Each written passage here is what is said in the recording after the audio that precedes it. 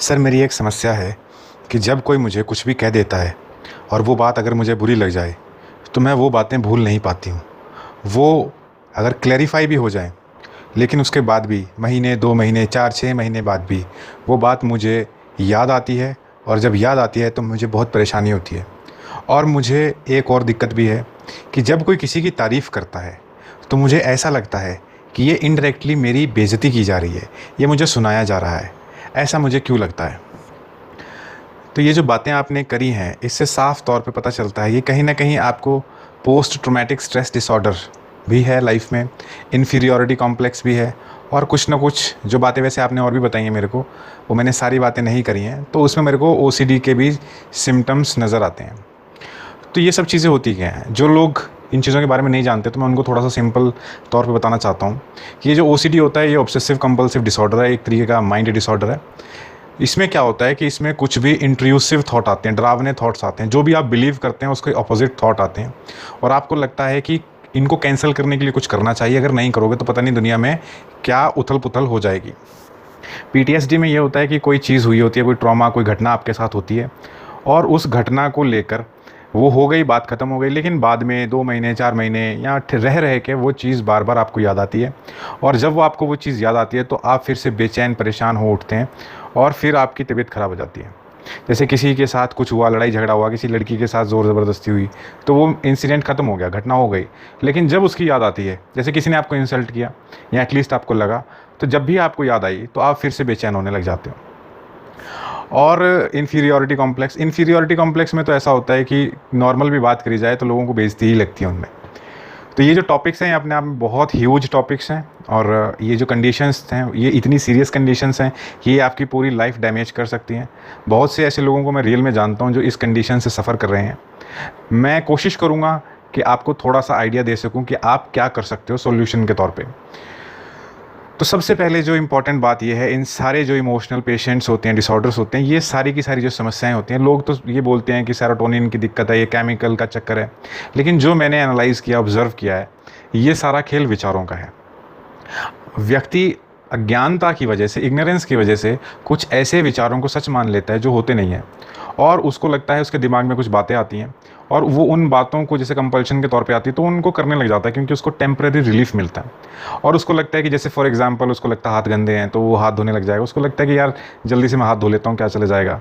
लेकिन धीरे धीरे ये जो आदत है ये पक्की आदत बनने लग जाती है और ये दूसरे एरियाज़ को भी अफेक्ट करने लग जाती है। ये धीरे धीरे बढ़ती चली जाती है, ये हर फील्ड में बढ़ती चली जाती है और आदमी, क्योंकि आपने माइंड को वैसे रीप्रोग्राम कर दिया, आपने माइंड की ट्रेनिंग कर दी, तो ये माइंड की आदत पड़ जाती है सबकॉन्शियसली। जैसे कि ओसीडी का तो मैंने बताया कि जैसे कोई आदमी है किसी चीज़ को करने लग जाता है तो वो क्लैरिफाई करता रहेगा। जैसे ओसीडी में रीअफर्मेशन या रिकन्फर्मेशन होता है। जैसे सपोज़ 2 लोग बात कर रहे हैं और बात करते करते उसने, एक आदमी ने वो जो चैट है वो डिलीट कर दी, तो जो दूसरा है सपोज़ उसको कोई दिक्कत है तो वो उससे बार बार रिकन्फर्म करता रहेगा कि तुमने ऐसा तो नहीं लिखा था, तुमने ऐसा तो नहीं लिखा था, क्योंकि उसके माइंड में अजीब अजीब थॉट्स आते रहेंगे। वो यही चाहता है कि अगर वो चैट रहती तो मैं उसको पढ़ लेता, बार बार पढ़ लेता, लेकिन अब डिलीट हो गई तो वो जिस व्यक्ति ने डिलीट करी वो उससे पूछता रहेगा कि उसमें कुछ ऐसा तो नहीं लिखा था। तो वो जो रिकन्फर्मेशन है वो बहुत इरिटेटिंग होती है।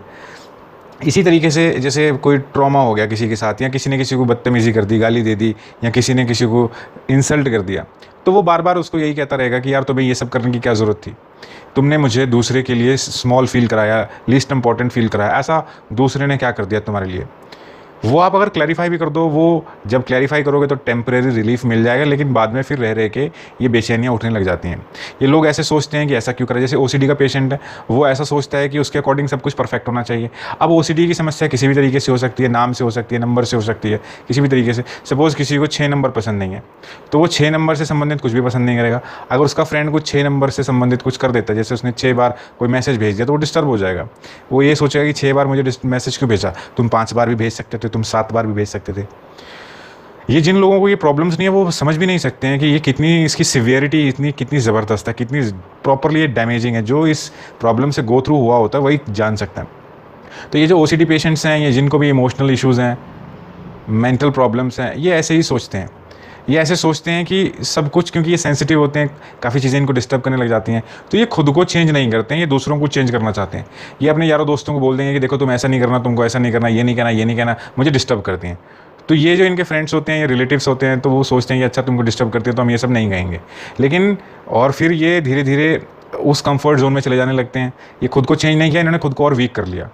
होता क्या है इससे, ये सिर्फ अपने घर में ही कैद होकर रह जाते हैं, क्योंकि बाहर जाएंगे तो बाहर लोग तो कुछ सोच समझ के नहीं बोलते हैं।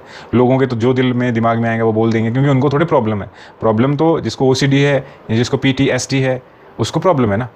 तो वो अब अपने फ्रेंड्स और रिलेटिव्स को तो बोल सकता है कि यार देखो ये सब मत बोलो, मेरे को ओसीडी होता है।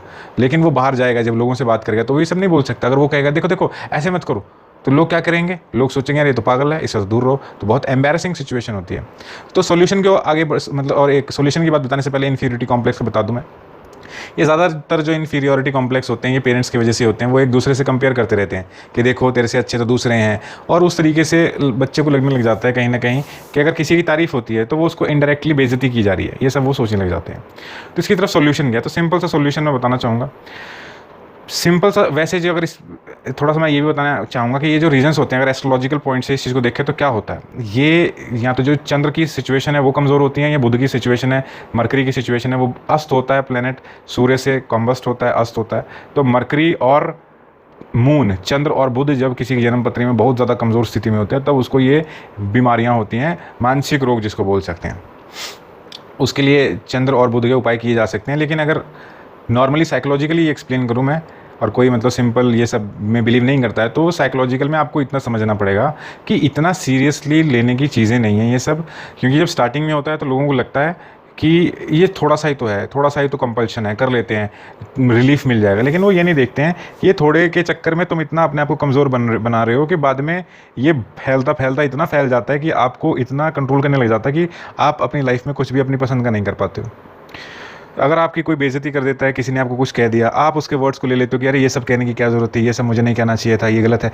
इतना सीरियसली मत लो लाइफ को, मतलब लाइफ को सीरियसली लो, पर लोगों के वर्ड्स को सीरियसली मत लो इतना, क्योंकि लोग इमोशनल होते हैं, सोचे समझे बिना बहुत कुछ बोल देते हैं। बहुत कुछ उनके मूड पे डिपेंड होता है, इमोशंस पे डिपेंड होता है। सपोज वो किसी से लड़के आए हैं, उनका मूड ख़राब है, तुमने कुछ ऐसा सवाल कर दिया और फिर उसने बोल दिया, वो तुम्हारे बिहेवियर से खुश नहीं था, उनको तुम्हारा बिहेवियर, जैसे तुम्हारा फ्रेंड है उसको तुम्हारा बिहेवियर अच्छा नहीं लग रहा था काफ़ी वक्त से, तुमने ये पूछ लिया कि तुम्हारे लिए मैं इंपॉर्टेंट हूँ या दूसरा, तो वो ये बोल देगा कि मेरे लिए तो दूसरा इंपॉर्टेंट है। फिर तुम सोचो कि यार ये क्या बोल दिया, वो बोल देगा कि मेरे लिए दूसरे थोड़े से ज़्यादा इंपॉर्टेंट है क्योंकि वो मेरी केयर करते हैं, तो इतना केयर नहीं करते। क्योंकि इमोशनल, जो मैंने बातें बताई हैं, इमोशनल टाइम बॉम्ब होते हैं लोगों के माइंड में जो टिक टिक करते रहते हैं। उनको बहाना चाहिए, कोई ना कोई ऐसी बात चाहिए, मौका चाहिए जहाँ पे वो फ्रस्ट्रेशन अपनी रिलीज़ कर सकें। तो ज़रूरी नहीं होता कि आप किसी को गाली दें तो तभी वो आपको गाली दे। लोग भरे बैठे होते हैं फ्रस्ट्रेशन से, वो भी परेशान होते हैं, आपसे परेशान हो सकते हैं, या उनकी लाइफ में अपनी फ्रस्ट्रेशंस हो सकती हैं। तो कुछ बातें बोल दी जाती हैं, और कुछ लोग मजाक में बोल देते हैं, कुछ लोग कैजुअली बोल देते हैं, बिना सोचे समझे बोल देते हैं। लेकिन अब आप इन चीज़ों को दिमाग में रखोगे, मेरे को ऐसे बोला था, मेरे को 6 महीने ऐसे पहले ऐसे बोला था, मेरे को 1 वर्ष पहले ऐसे बोला था, तो ऐसे ज़िंदगी में ग्रो नहीं कर पाओगे बिल्कुल भी। लोग बहुत कुछ बोल देते हैं, लोगों की फीलिंग्स और इमोशंस वक्त के साथ चेंज होती रहती हैं। हो सकता है कि 1 साल पहले किसी ने तुमको बोला हो कि तुम मुझे बिल्कुल पसंद नहीं हो, लेकिन तुम्हारे व्यवहार से उसकी सोच बदल गई और अब तुम शायद अपने उसके दोस्तों से ज़्यादा पसंद हो सकता है कि वो जिसको 1 साल पहले काफ़ी लाइक करता था उसके साथ उसका ब्रेकअप हो गया हो। कुछ नहीं पता चलता है। इसलिए लोग जब अच्छे मूड में होते हैं, अच्छा फील कर रहे होते हैं, तो वो अच्छी बातें कह देते हैं। अगर वो किसी वजह से आपने उनकी ईगो को जाने अनजाने में हर्ट कर दिया तो वो उस वक्त तो कुछ नहीं बोलते, लेकिन जब उनको मौका मिलता है तो ऐसी कड़वी बातें बोल देते हैं जो कि आपको बुरी लगती हैं, और आपको समझ में भी नहीं आता कि यार ऐसा क्या हो गया था। लेकिन ये सब टेम्परेरी होता है, ये फीलिंग्स, ये इमोशंस, ये चेंज होते रहते हैं। इसलिए कभी भी इनको तो सीरियसली लेना ही नहीं चाहिए। और दूसरी बात ये भी है कि रिलेशनशिप्स में एक इंपॉर्टेंट बात है जो व्यक्ति को याद रखनी चाहिए कि रिलेशनशिप में चाहे कोई कितना भी समझदार क्यों ना हो, मैच्योर क्यों ना हो, वो कभी ना कभी जब उसका मूड ख़राब होता है तो वो चाहते या ना चाहते हुए चिड़चिड़ेपन से वो बात करता है। जैसे कभी किसी की तबीयत ख़राब हो गई, या कोई ऐसी किसी बात को लेकर परेशान है, क्योंकि लाइफ है तो परेशानियां भी रहेंगी, कुछ ना कुछ परेशानी तो आती रहती है। परेशानी आएंगी तो मूड ख़राब होगा, मूड ख़राब होगा तो कुछ बातें ऐसी कह दी जाती हैं जो नहीं कहनी चाहिए, या सही टोन में बात नहीं करी जाती तो उसका मतलब बदल जाता है। तो रिलेशंस में क्या होता है कि अच्छे और बुरे मौके, दौर, बातचीत चलती रहती है। तो कोई कभी कभी तुम्हारा बॉयफ्रेंड या तुम्हारा फ्रेंड या जो भी तुम्हारा दोस्त है वो तुम्हारी तारीफ़ भी करेगा, कभी कभी 2 बातें तुम्हारे से गुस्सा के तुम्हें सुना भी देगा कि यार ये तुम्हारी मुझे बात अच्छी नहीं लगती है। शायद अगर उसके ऊपर उसमें पेशेंस की कमी होगी तो 2 गालियाँ भी दे सकता है आपको। लेकिन अगर आप इतनी छोटी छोटी बातों को माइंड करोगे तो आप ज़िंदगी में अकेले रह जाओगे। कोई किसी को टॉलरेट नहीं करता है एक लिमिट से ज़्यादा। किसी की कोई मजबूरी नहीं होती, आप किसी के लिए कितना मर्जी करो, लोगों को कुछ याद नहीं रहता है, उनको तो याद ये रहता है कि आप उनके साथ बिहेव कैसे करते हो। अच्छा बिहेव करोगे तो लोग रुकते हैं, नहीं करोगे तो छोड़ देंगे, लोगों की कोई कमी नहीं होती है। तो जो अब वो ज़माना नहीं रहा कि दोस्त नहीं मिलते, दोस्त बहुत मिलते हैं, इसलिए अब इतनी कोई केयर नहीं करता है। हाँ, अटैचमेंट भी होती है, लेकिन अटैचमेंट में लड़ाई झगड़े करते रहो तो अटैचमेंट्स कमज़ोर हो जाती हैं, लड़ाई झगड़े कमज़ोर हो जाते हैं। तो मैं कहना ये चाहता हूँ, अगर आप दोस्ती बनाए रखना चाहते हो कोई, तो इस बात पे ध्यान दें कि जो भी कड़वी बातें होती हैं उनको भूलना सीखें, और जो अच्छी बातें होती हैं सिर्फ उनको याद रखें। एक छोटी सी कहानी मेरे को याद आती है, मैं ज़रूर सुनाना चाहूँगा कि क्या हुआ कि जैसे मैं बहुत शॉर्ट में सुनाऊँगा, सिंपल सी बात है। एक लड़का था, दो दोस्त थे। तो क्या होता था कि जब एक दोस्त दूसरे दोस्त को कुछ बुरी बात कहता तो वो जो रेत होती थी ना उस पे वो बातें लिख देता था जाके। लेकिन जो कुछ अच्छा करता था तो वो पत्थर पे लिख देता था। जैसे एक पत्थर, छोटा सा पत्थर उठाया और बड़े से पत्थर पे वो अच्छी बात लिख दी उसकी। तो किसी ने पूछा कि तुम अगर वो अच्छा करता है तो वो तो पत्थर पे लिख देते हो, जो कि मिट नहीं सकता, लेकिन जो चीज़ वो कड़वी बोलता है, वो कुछ ऐसी दुखदायक बात करता है, वो तुम रेत पे लिख देते हो, तो वो तो हवा चलेगी तो वो तो सब उड़ जाएगा, तो क्या फ़ायदा। कहते यही तो बात है बस, जो कड़वी चीज़ें हैं वो ऐसे रखो कि वो भूल जाएं तो अच्छा है, लेकिन अच्छी बातें उसको ऐसे रखो वो याद रहे।